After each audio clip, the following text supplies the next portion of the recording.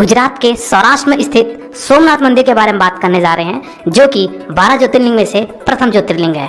दोस्तों, अगर आप सोमनाथ जाने का प्लान बना रहे हैं तो ये वीडियो आपके लिए काफी यूजफुल है, क्योंकि आज की वीडियो में हम जानेंगे कि हमको सोमनाथ कैसे पहुंचना है, सोमनाथ में हम रुके कहाँ, सोमनाथ में भोजन करने की क्या व्यवस्था है, सोमनाथ हमें कब जाना चाहिए और कितने दिन का स्टे बनाना चाहिए, सोमनाथ में हम कहाँ कहाँ घूमे, और अंत में ये भी जानेंगे कि सोमनाथ यात्रा का कुल खर्चा कितना आ जाएगा। तो दोस्तों, बने रहिए मेरी वीडियो में, एक एक करके सारी बातों को विस्तार पूर्वक समझते हैं, जिससे आपको सोमनाथ जाने के लिए काफी सहूलियत मिल जाए। सबसे पहले बात करते हैं दोस्तों कि हम सोमनाथ कैसे पहुंचे। दोस्तों, सोमनाथ पहुंचने के लिए आपके पास 3 ऑप्शन है। पहले ऑप्शन की अगर मैं बात करूं दोस्तों, तो वो है आपका बाई ट्रेन। दोस्तों, अगर आप ट्रेन से आना चाहते हैं तो आपका जो नियरेस्ट स्टेशन है वो सोमनाथ ही है, जो कि मंदिर से आधे किलोमीटर की दूरी पे बना है। लेकिन हो सकता है दोस्तों कि आप जिस भी शहर से आ रहे हैं तो आपको सोमनाथ के लिए डायरेक्ट ट्रेन ना मिले, तो आप वेरावल रेलवे स्टेशन पहुंचिए। दोस्तों, वेरावल से सोमनाथ की जो दूरी है वो 7 किलोमीटर की है, तो आप जिस भी शहर से आ रहे हैं आप वेरावल तक अपनी टिकट ले लीजिए और आप वेरावल से बाई रोड सोमनाथ पहुंच सकते हैं, जो कि 7 किलोमीटर है। दोस्तों, वेरावल से सोमनाथ मंदिर जाने के लिए आपके पास 2 ऑप्शन है। एक तो जा सकते हैं आप ऑटो से, जो कि ऑटो वाला आपका 50 रुपए लेगा और आपको सोमनाथ मंदिर तक छोड़ देगा, और दूसरा है वहाँ पे दोस्तों बस का। दोस्तों, बस यानी कि वहाँ पे सोमनाथ मंदिर ट्रस्ट की तरफ से आपको फ्री बस सर्विस चलती है, जो कि हर आधे घंटे में आपको वेरावल स्टेशन के बाहर मिल जाएगी और वो आपको सोमनाथ मंदिर छोड़ देगी। चलिए दोस्तों, दूसरे ऑप्शन की बात करते हैं दोस्तों, वो है आपका बाई रोड। दोस्तों, अगर आप बाई रोड आना चाहते हैं तो आपको राजकोट अहमदाबाद से ढेर सारी आपको बस मिल जाएंगी। अगर आप बस से आ रहे हैं तो आपको अहमदाबाद से भी आपको ढेर सारी मिल जाएगी। अगर आप द्वारकाधीश का दर्शन करने के बाद सोमनाथ आ रहे हैं तो द्वारका से भी आपको ढेर सारी बसेस मिल जाएंगी, और अगर आप अपनी खुद की कार से आ रहे हैं तो भी आप वेरावल होते हुए सोमनाथ पहुंच सकते हैं। तीसरे ऑप्शन की बात करते हैं दोस्तों, वो है आपका फ्लाइट से। दोस्तों, अगर आपका माध्यम फ्लाइट है तो नियरेस्ट जो एयरपोर्ट है वो है आपका किशोर। तो दोस्तों, आप किशोर तक अपनी फ्लाइट की टिकट करवा लीजिए, और अगर आपको किशोर तक फ्लाइट नहीं मिलती है तो आप पहुंच सकते हैं दीव एयरपोर्ट। दोस्तों, दीव से जो दूरी है सोमनाथ मंदिर की वो 85 किलोमीटर की है। वही अगर बात करूँ आप किशोर से आते हैं तो किशोर से आपका जो दूरी है सोमनाथ मंदिर का वो आपका लगभग 50 किलोमीटर पड़ जाता है। तो दोस्तों, ये तो था कि हम सोमनाथ कैसे पहुंचे। अगली बात करते हैं कि हम सोमनाथ में अब रुके कहाँ। दोस्तों, सोमनाथ में रुकने के आपके पास 3 ऑप्शन है, एक एक करके पॉइंट टू पॉइंट समझते हैं। पहला ऑप्शन है दोस्तों आपके पास वहाँ पे धर्मशाला। दोस्तों, सोमनाथ मंदिर के आसपास ढेर सारे आपको धर्मशाला देखने को मिल जाएंगे, क्योंकि धर्मशाला काफी सस्ते वहाँ मिल जाते हैं, जो कि आपको 100 रुपए से 200-300 रुपए तक आपको एक से एक धर्मशाला देखने को मिल जाएंगे। तो अगर आप चीपेस्ट टूर प्लान करना चाहते हैं तो आप धर्मशाला में रुक सकते हैं। मंदिर परिसर के आसपास आपको ढेर सारे धर्मशाला देखने को मिल जाएंगे। दूसरा ऑप्शन है दोस्तों वहाँ पे सोमनाथ मंदिर ट्रस्ट का गेस्ट हाउस। दोस्तों, सोमनाथ मंदिर की तरफ से वहाँ पे आपको गेस्ट हाउस मिल जाएंगे, तो आप वहाँ गेस्ट हाउस में भी रुक सकते हैं। इस गेस्ट हाउस की आपको ऑनलाइन बुकिंग फैसिलिटी मिलती है, तो अगर आप ऑनलाइन बुकिंग करा लेते हैं तो वेल एंड गुड, अदरवाइज आप ऑफलाइन भी ले सकते हैं। दोस्तों, यहाँ पे अगर मैं गेस्ट हाउस की कॉस्ट की बात करूँ 24 घंटे का, तो वो आपका 700 रुपए नॉन एसी का पड़ जाता है और 1100 रुपए आपका एसी रूम का पड़ जाता है। तो दोस्तों, अगर आप मंदिर ट्रस्ट के गेस्ट हाउस में रुकना चाहते हैं तो आप वहाँ भी रुक सकते हैं। और तीसरा ऑप्शन है दोस्तों आपका प्राइवेट होटल। दोस्तों, मंदिर परिसर के आसपास आपको प्राइवेट होटल भी देखने को मिल जाएंगे, जो कि 700 रुपए से स्टार्ट होकर आपको 1500 तक के ढेर सारे होटल देखने को मिल जाएंगे। तो इन तीनों में से आप कहीं भी अपना स्टे कर सकते हैं। चलिए दोस्तों, अगली बात करते हैं हम कि अब हमको दर्शन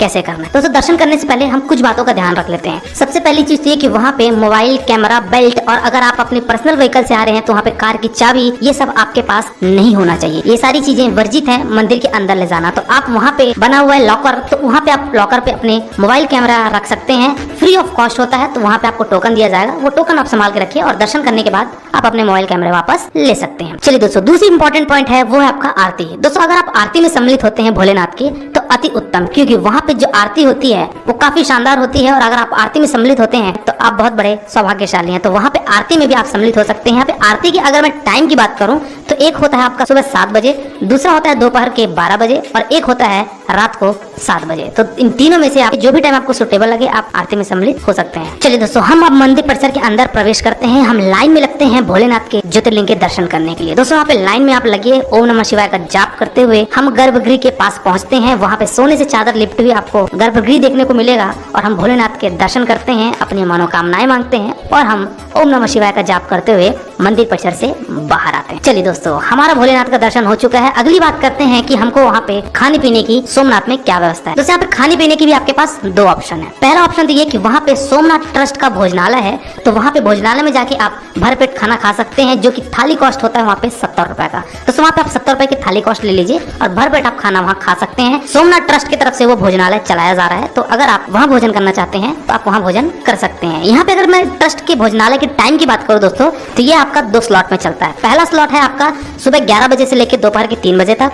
दूसरा टाइम स्लॉट चलता है आपका शाम 7 बजे से लेकर रात को 9:30 बजे तक। तो ये 2 टाइम में आपको लंच और डिनर आपको दिया जाता है। दूसरे ऑप्शन की बात करो दोस्तों, वो है आपका सोमनाथ का रेस्टोरेंट या फिर वहाँ का भोजनालय। दोस्तों वहाँ पे सोमनाथ में आसपास आपको ढेर सारे आपको रेस्टोरेंट देखने को मिल जाएंगे। वहाँ भी उनका जो कॉस्ट होता है दोस्तों 80 रुपए से 100 रुपए तक आपको थाली सिस्टम देखने को मिल जाएगा। तो वहाँ पे आप जाके भोजन ग्रहण कर सकते हैं। दोस्तों वहाँ पे एक आपको लीलावती धर्मशाला है जो कि मंदिर ट्रस्ट का ही है। तो लीलावती धर्मशाला में भी एक बहुत बड़ा डाइनिंग हॉल है, तो वहाँ जाके भी आप अपना भोजन ग्रहण कर सकते हैं। यहाँ पे जो कॉस्ट है दोस्तों वो आपकी 120 रुपए पर थाली आपको दी जाती है। तो अगर आप लीलावती धर्मशाला में जाना चाहते हैं वहाँ भी जाके आप भोजन ग्रहण कर सकते हैं। चलिए दोस्तों अगली बात करते हैं कि आप हमको सोमनाथ मंदिर में और कहाँ कहाँ घूमना है और हमारा साधन क्या होगा। सबसे पहले दोस्तों आपको मंदिर परिसर के ठीक पीछे आपका बना हुआ है पुराना सोमनाथ ज्योतिर्लिंग का मंदिर। दोस्तों यहाँ पे अहिल्याबाई द्वारा स्थापित किया गया ये सोमनाथ का ज्योतिर्लिंग मंदिर है। तो यहाँ पे भी जाके आप दर्शन कर सकते हैं। मंदिर परिसर के ठीक पीछे ये मंदिर बना हुआ है। दूसरे स्थान की बात करते हैं दोस्तों, वो है आपका त्रिवेणी संगम। दोस्तों नाम से समझ में आ रहा होगा यहाँ पे त्रिवेणी संगम का यानी कि यहाँ पे 3 नदियों का संगम, जहाँ पे हिरण्या, कपिला और सरस्वती इन तीनों का यहाँ पे संगम है, मिलाप होता है। तो यहाँ पे जाके आप स्नान कर सकते हैं त्रिवेणी संगम में। तो इस जगह को भी आप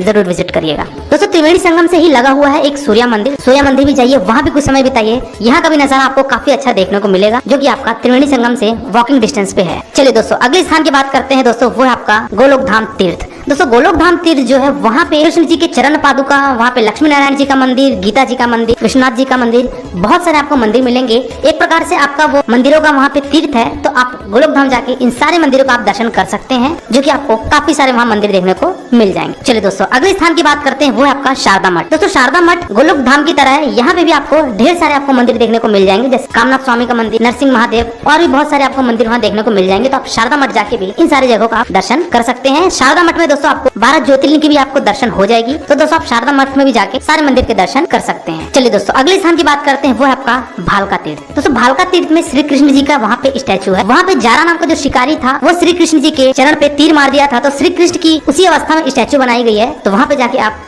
श्री कृष्ण जी का दर्शन करिए, वहाँ पे कुछ समय बिताइए। जय श्री कृष्णा का जाप करते हुए हम मंदिर परिसर से बाहर आते हैं और हम जाएंगे बाणगंगा। दोस्तों भालका तीर्थ से ही लगा हुआ है आपका एक बाणगंगा जो कि समुद्र में शिव जी की प्राकृतिक ज्योतिर्लिंग है। वहाँ जाके भी आप दर्शन करिए, काफी अच्छा आपको नजारा मिलेगा और आपको दृश्य देखने को मिलेगा कि समुद्र के बीच में वहाँ पे शिव जी की ज्योतिर्लिंग है। तो आप वहाँ जाके भी दर्शन कर सकते हैं। दोस्तों यहाँ पे जाने से पहले थोड़ी सी आप सावधानी बरतिएगा क्योंकि यहाँ की जो समुद्र की लहर वो काफी तेज रहती है। तो थोड़ा सा आप हिसाब से जाइएगा। यहाँ पे आपको रेत नहीं मिलेगा बल्कि यहाँ पे नीचे पत्थर है। तो थोड़ा सा आप प्रिकॉशंस लेके दर्शन करिएगा शिव जी की ज्योतिर्लिंग का। तो दोस्तों ये सारे पॉइंट्स है जो कि आपको सोमनाथ मंदिर के आसपास आपको देखने को मिल जाएंगे। बात करते हैं कि ये सारी जगहों को घूमने के लिए हमारा माध्यम क्या होगा। दोस्तों यहाँ पे आपके पास 2 ऑप्शन है। पहला ऑप्शन ये कि आप ऑटो करके ये सारी जगहों को घूम सकते हैं जो कि मंदिर परिसर के 5 किलोमीटर के रेडियस पे ये सारे स्थान है।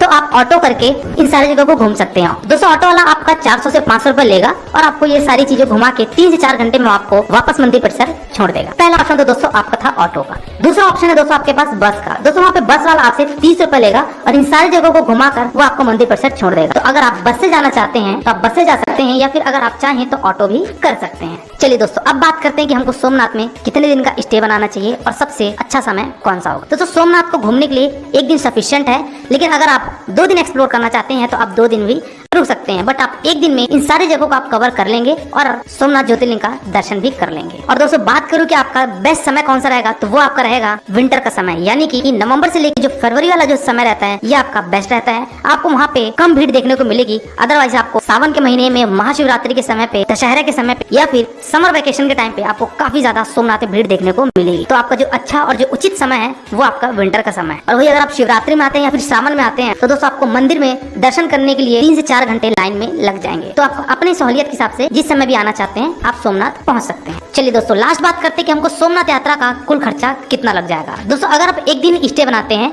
और अगर आप ट्रस्ट के रूम में रुकते हैं और आप ट्रस्ट के प्रसादालय में भोजन करते हैं तो आपका जो एक व्यक्ति का जो खर्चा है दोस्तों वो आपका 1000 रुपए में आराम से हो जाएगा। दोस्तों इस फेयर में मैंने आपके किसी भी तरीके के ट्रेन की टिकट, फ्लाइट की टिकट को ऐड नहीं किया है। यहाँ पे मैं सिर्फ सोमनाथ यात्रा में होने वाले खर्चे को मैंने यहाँ पे बताया है। तो आप 1000 में सोमनाथ यात्रा आराम से कर लेंगे। तो दोस्तों ये था पूरा सोमनाथ मंदिर का एक संपूर्ण यात्रा का वर्णन। A few moments later.